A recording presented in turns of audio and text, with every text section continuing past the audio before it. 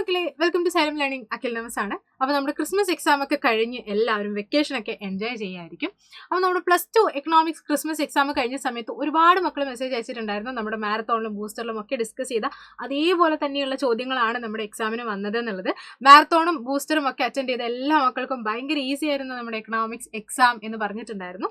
അപ്പോൾ മിസ് എന്ന് വന്നിട്ടുള്ളത് നമ്മുടെ ആ ക്രിസ്മസ് എക്സാം എക്കണോമിക്സ് എക്സാമിൻ്റെ ആൻസേഴ്സ് ഒക്കെ ഒന്ന് ഡിസ്കസ് ചെയ്യാൻ വേണ്ടിയിട്ടാണ്. കാരണം ഒരുപാട് മക്കൾ ചോദിക്കുന്നുണ്ടായിരുന്നു, അതായത് ഇനി വരാൻ പോകുന്ന നമ്മുടെ മോഡൽ എക്സാമും പബ്ലിക് എക്സാം ഒക്കെയാണ്. അപ്പോൾ ആ എക്സാമിലേക്കും ഇതേപോലെയുള്ള മോഡലുള്ള ചോദ്യങ്ങൾ ചോദിക്കുന്ന സമയത്ത് ചില ചോദ്യങ്ങൾക്കൊക്കെ എങ്ങനെയാണ് അല്ലെങ്കിൽ ഏത് രീതിയിലാണ് ആൻസർ ചെയ്യേണ്ടത് എന്നുള്ള കൺഫ്യൂഷൻ ചില മക്കൾക്കൊക്കെ ഉണ്ട്. അപ്പോൾ അതൊക്കെ ഒന്ന് ക്ലിയർ ചെയ്യാൻ വേണ്ടിയിട്ട് നമ്മുടെ മോഡൽ എക്സാമിലേക്കും പബ്ലിക് എക്സാമിലും ഒക്കെ നിങ്ങളെ ഹെൽപ്പ് ചെയ്യാൻ വേണ്ടിയിട്ട് ആ ക്വസ്റ്റ്യൻ പേപ്പർ ഒന്ന് ഡിസ്കസ് ചെയ്യാണ് നമ്മൾ. അതായത് അതിൻ്റെ ആൻസേഴ്സ് ഒക്കെ എങ്ങനെയാണ് എഴുതേണ്ടത് എന്നൊന്ന് ഡിസ്കസ് ചെയ്യാനാണ് മിസ് വന്നിട്ടുള്ളത്. അപ്പോൾ നമുക്ക് ഓരോ ചോദ്യങ്ങളായിട്ട് നോക്കാം. ഫസ്റ്റ് 1 മാർക്കിൻ്റെ ക്വസ്റ്റ്യൻസിലേക്ക് നോക്കുകയാണെങ്കിൽ, for whom to produce is the problem related to നമുക്കറിയാം ഡിസ്ട്രിബ്യൂഷൻ ഓഫ് നാഷണൽ ഇൻകം ആണ്. പിന്നെ അതുപോലെ തന്നെ സ്ലോപ്പ് ഓഫ് ഇൻഡിഫറൻസ് കർവ് ആണ് ചോദിച്ചിട്ടുള്ളത്. അത് മാർജിനൽ റേറ്റ് ഓഫ് സബ്സ്റ്റിറ്റ്യൂഷൻ ആണ്. പിന്നെ shape of average fixed cost curve എന്ന് പറയുന്നത് റെക്ടാങ്കുലർ ഹൈപ്പർബോളയാണ്. പിന്നെ പെർഫെക്റ്റ് കോമ്പറ്റേറ്റീവ് മാർക്കറ്റിൽ നമുക്കറിയാം P = AR = MR ആണ്. അതുപോലെ തന്നെ ഈ firms can enter free entry and exit ആണെങ്കിൽ P = മിനിമം AC ആണ് എന്ന് നമ്മൾ പഠിച്ചിട്ടുണ്ട്. അതുപോലെ തന്നെ ഡിമാൻഡ് സപ്ലൈനേക്കാളും കൂടുന്ന സിറ്റുവേഷൻ ഉറപ്പായിട്ടും എക്സസ് ഡിമാൻഡ് എന്നാണ് പറയുക. പിന്നെ which one of the following is related to macro economics എന്നാണ് ചോദിക്കുന്നത്. യൂട്ടിലിറ്റിയും ഡിമാൻഡ് ഫോർ ആപ്പിളും പ്രോഫിറ്റ് ഓഫ് എ ഫേം അതൊക്കെ മൈക്രോ ആണ്. നാഷണൽ ഇൻകം ആണ് മാക്രോ ആയിട്ട് റിലേറ്റഡ് ആയിട്ടുള്ളത്. പിന്നെ GV at ബേസിക് പ്രൈസ് എന്ന് പറയുന്നത് എന്താണെന്നാണ് നമുക്ക് ചോദിക്കുന്നത്. അതെന്ന് പറഞ്ഞാൽ ഫാക്ടർ കോസ്റ്റിൻ്റെ കൂടെ നെറ്റ് ഇൻഡയറക്റ്റ് ടാക്സ് കൂട്ടിയതാണ്. പിന്നെ M1 എന്ന് പറഞ്ഞാൽ currency plus DD demand deposit എന്നുള്ളതാണ്. സോ B ആണ് ആൻസർ.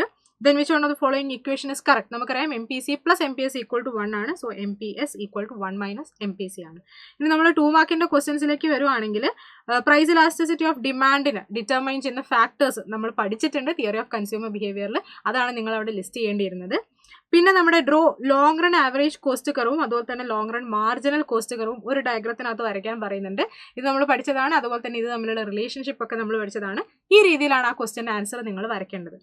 പിന്നെ നമ്മുടെ 13ാമത്തെ ചോദ്യം, mention any 4 sectors of an economy macro economic point of വ്യൂവിൽ. നമുക്കറിയാം 4 സെക്ടേഴ്സ് നമുക്കുണ്ട്. അത് നമ്മൾ പഠിച്ചതാണ്.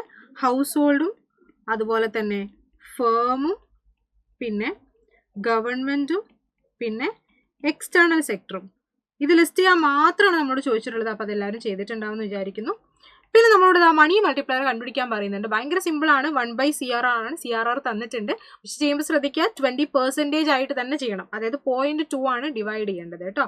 then അടുത്ത ചോദ്യം എന്ന് പറഞ്ഞാൽ ഈ ടേബിൾ കംപ്ലീറ്റ് ചെയ്യാൻ വേണ്ടിയിട്ടാണ് നമ്മളോട് ചോദിച്ചിട്ടുള്ളത്. APSഉം APCയുമാണ് നമ്മളോട് കണ്ടുപിടിക്കാൻ വേണ്ടിയിട്ട് പറഞ്ഞിട്ടുള്ളത്. ഇവിടെ നമുക്ക് സേവിങ്സും ഇൻകം ഉള്ളത് കൊണ്ട് APS നമുക്ക് ഈസി ആയിട്ട് കണ്ടുപിടിക്കാം. കാരണം S/Y ആണ് APSൻ്റെ ഇക്വേഷൻ. ഇതാ മിസ് ഇവിടെ കണ്ടുപിടിച്ച് വെച്ചിട്ടുണ്ട്. പിന്നെ APC കണ്ടുപിടിക്കാൻ സിമ്പിളാണ്. കാരണം 1 - APS ചെയ്താൽ മതി. കാരണം APC + APSഉം 1 തന്നെയാണ്. സോ ഫസ്റ്റ് നമുക്ക് 0.6 ആയിരിക്കും, പിന്നെ 0.5 ആയിരിക്കും, പിന്നെ 0.5 ആയിരിക്കും, പിന്നെ 1 - 0.47 ചെയ്ത് കഴിയുമ്പോൾ 0.53 ആയിരിക്കും.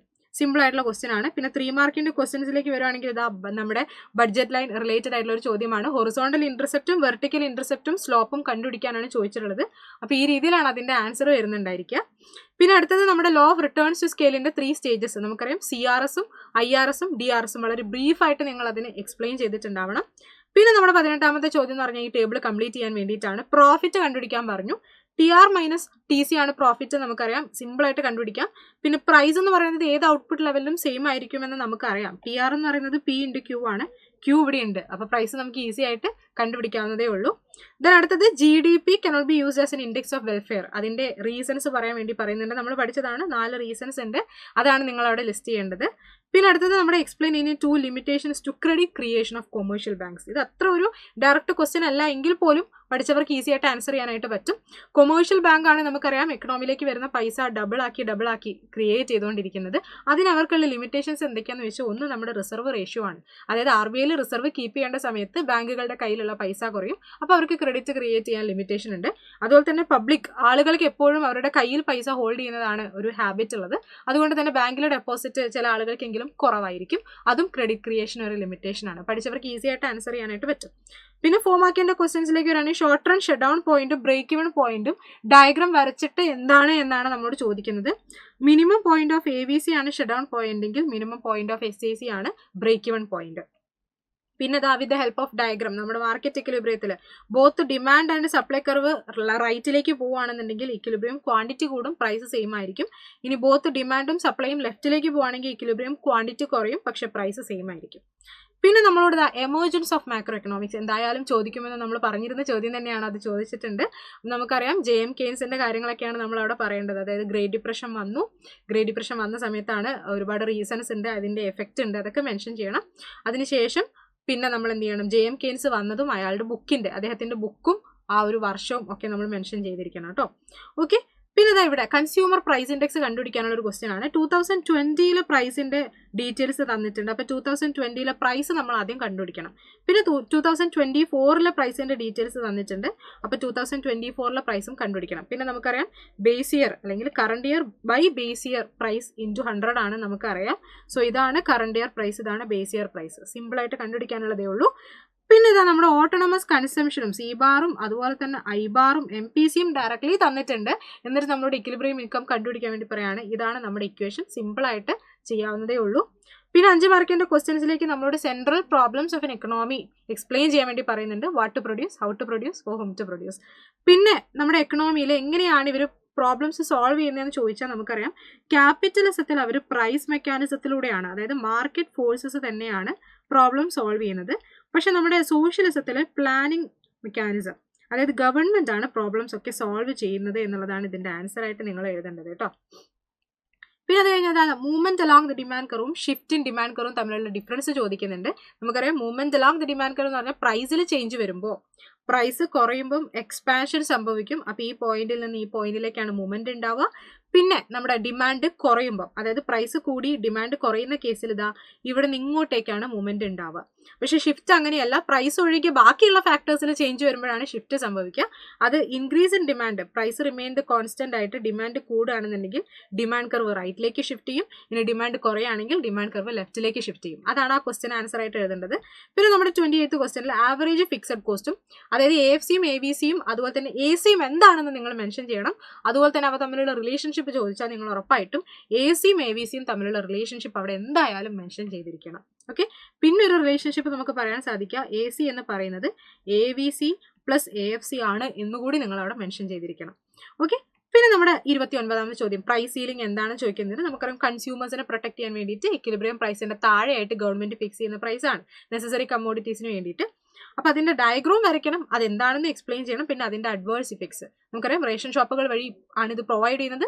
റേഷൻ ഷോപ്പുകളുടെ മുന്നിൽ ഒരുപാട് ക്യൂ ഉണ്ടായിരിക്കും. അതുപോലെ തന്നെ റേഷൻ ഷോപ്പുകൾ വഴി കിട്ടുന്ന ക്വാണ്ടിറ്റിയിലല്ല കൺസ്യൂമേഴ്സും സാറ്റിസ്ഫൈഡ് ആയിക്കൊള്ളണം എന്നില്ല. പിന്നെ നമ്മുടെ 30ാമത്തെ ചോദ്യം ചോദിച്ചിട്ടുള്ളത് ഓട്ടോണമസ് ചേഞ്ച്, അതായത് A ബാറിൽ ചേഞ്ച് വരുന്ന സമയത്ത് എന്താണ് മാറ്റം വരുന്ന ഡയഗ്രത്തിൽ കാണിക്കാനാണ്.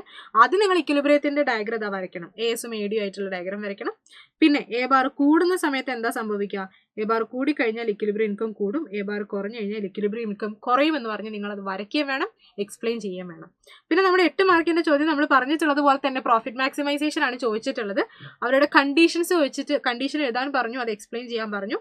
കൂടാതെ തന്നെ ഷോർട്ട് റണ്ണിലെയും ലോങ് റണ്ണിലെയും ഡയഗ്രാംസ് കൂടി വരയ്ക്കാൻ വേണ്ടി പറഞ്ഞിട്ടുണ്ട്. അപ്പോൾ ഈ ഡയഗ്രാം ആണ് നിങ്ങൾ വരയ്ക്കേണ്ടത്. പിന്നെ അത് കഴിഞ്ഞിട്ട് നമ്മളോട് circular flow of national income ചോദിച്ചിട്ടുണ്ട്. ഇവിടെ നമ്മുടെ circular flow of national income നിങ്ങൾ വരയ്ക്കണം. അതിനുശേഷം അതേപോലെ തന്നെ ഇവിടെ ഓരോ മെത്തേഡിന്റെയും മാർക്ക് ചെയ്യാൻ വേണ്ടി പറയുന്നുണ്ട്. അപ്പോൾ ഇവിടെ ഈ ഒരു പോയിന്റിൽ ഇൻകം മെത്തേഡ്, ഈ ഒരു പോയിന്റിൽ ഇതാ എക്സ്പെൻഡിച്ചർ മെത്തേഡാണ്, ഈ ഒരു പോയിന്റിൽ നമ്മുടെ പ്രൊഡക്റ്റ് മെത്തേഡാണ്. അത്രയും മാർക്ക് ചെയ്യുകയും വേണം. ആ മെത്തേഡിലൊക്കെ എങ്ങനെയാണ് GDP കണ്ടുപിടിക്കുക എന്നുള്ളത് എക്സ്പ്ലെയിൻ ചെയ്യാനും വേണ്ടി നമ്മളോട് പറയുന്നുണ്ട്. അപ്പോൾ ജസ്റ്റ് തിയറി ഒന്ന് നിങ്ങൾ മെൻഷൻ ചെയ്ത് വെക്കാം. പിന്നെ നമ്മളോട് functions of central bank list ചെയ്യാൻ വേണ്ടി പറയുന്നുണ്ട്. അതിൻ്റെ കൂടെ തന്നെ എങ്ങനെയാണ് മണി സപ്ലൈ കൺട്രോൾ ചെയ്യുക എന്നുള്ളത് ചോദിക്കുന്നുണ്ട്. അപ്പോൾ നമുക്കറിയാം 3 ടൂൾസ് ഉണ്ട്, ക്വാണ്ടിറ്റേറ്റീവ് ടൂൾസ്. ആ 3 ടൂൾസും ജസ്റ്റ് ബ്രീഫായിട്ട് എന്താണെന്നൊന്ന് പറയാം. അതിനുശേഷം ഇൻഫ്ലേഷൻ്റെ സമയത്ത് ഈ 3 ടൂൾസും എന്താ ചെയ്യുന്നത് എന്നുകൂടി മെൻഷൻ ചെയ്യാം. LRR കൂട്ടുന്നുണ്ട്, ഡീഫ്ലേഷൻ്റെ സമയത്ത് കുറയ്ക്കുന്നുണ്ട്. OMO ആണെങ്കിൽ ഇൻഫ്ലേഷൻ്റെ സമയത്ത് സെല്ല് ചെയ്യുന്നുണ്ട്, ഡീഫ്ലേഷൻ്റെ സമയത്ത് ബൈ ചെയ്യുന്നുണ്ട്. റിപ്പോ റേറ്റ് ആണെങ്കിൽ ഇൻഫ്ലേഷൻ്റെ സമയത്ത് കൂട്ടുന്നുണ്ട്, ഡീഫ്ലേഷൻ്റെ സമയത്ത് കുറയ്ക്കുന്നുണ്ട്. ഇത്രയാണ് നിങ്ങളിവിടെ മെൻഷൻ ചെയ്യേണ്ടത്. അപ്പോൾ ഇതായിരുന്നു നമ്മുടെ ക്രിസ്മസ് എക്സാം. അപ്പോൾ എല്ലാവരും ഭയങ്കര ഈസി ആണ്, നമ്മുടെ ക്ലാസ് കണ്ടവരൊക്കെ ഭയങ്കര ഈസി ആയിരുന്നു, നന്നായിട്ട് എഴുതാൻ പറ്റി എന്നൊക്കെ പറയുന്നുണ്ട്. അപ്പോൾ ഇതേപോലെ ഇനി വരാൻ പോകുന്ന നമ്മുടെ പബ്ലിക് എക്സാമിനും മോഡൽ എക്സാമിനും ഒക്കെ നമുക്ക് നന്നായിട്ട് തന്നെ മാർക്ക് സ്കോർ ചെയ്യണം. അതിന് വേണ്ടിയിട്ടുള്ള നമ്മുടെ എക്സ്ക്ലൂസീവ് റിവിഷൻ ബാച്ചാണ് യുവ എൻഡ് ഗെയിം. അപ്പോൾ ഇനിയും ജോയിൻ ചെയ്തിട്ടില്ലാത്തവർ എത്രയും പെട്ടെന്ന് തന്നെ നമ്മുടെ ഓഫറോട് കൂടെ തന്നെ ജോയിൻ ചെയ്യാനായിട്ട് നോക്കുക. അപ്പോൾ ഇനി വരുന്ന പരീക്ഷകളിലൊക്കെ നമുക്ക് ഫുൾ മാർക്ക് സ്കോർ ചെയ്യണം. അപ്പോൾ നമുക്ക് വീണ്ടും കാണാം. ബൈ.